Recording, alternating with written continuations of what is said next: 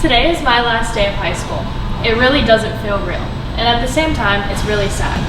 But why do I want to teach? Well, if I have to tell you that, I'm gonna have to take you back all the way to the beginning. I am AmandaAkin, and this is my story. In the first grade, I was held back for not being mature enough. It was a teacher recommendation of which both my parents agreed. This was only the first blow to my self-esteem and not feeling good enough. In second grade, I came home from school one day to find out that my mother was arrested and would not be coming home for a while. Too young to understand at the time, but this would be my second blow. Why wasn't I good enough to have a mom that cared about me more than her bad choices? My dad lived in Florida, but I was with my mom except for the summers. Life was rough. My story isn't pretty.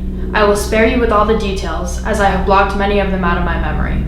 Sometimes we had no electricity when it was 30 degrees outside. At one point, we were living in a hotel.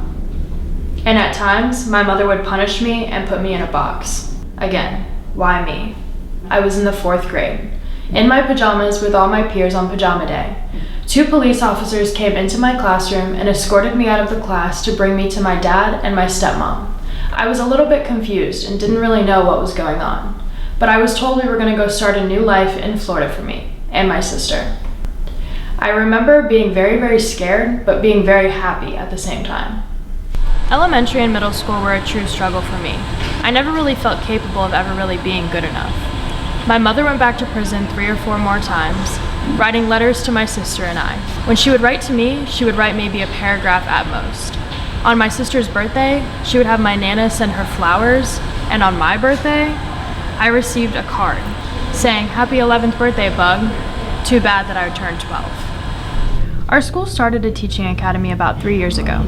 I had no idea what I wanted to do with my future or what it would consist of, so I signed up. Being a part of the teaching academy has helped me in so many ways and has really put things in perspective for me. I truly am one of the lucky ones. I was given a second chance at life. My dad and stepmom saved me from the unknown, changed my environment, and I was allowed to live a normal childhood. I hadn't had that in a long time. An unstable life affects you emotionally and mentally, and you never even realize it. I recognize through my own struggle. I have so much to give to kids. Being a part of the Teaching Academy with Mrs. Hess and going to Hudson Elementary School, a school of which we developed a 3-year partnership with, has made me realize that these kids will never have someone to save them from the unknown. Students across America need a teacher who is willing to walk in their shoes, and I am willing to do that.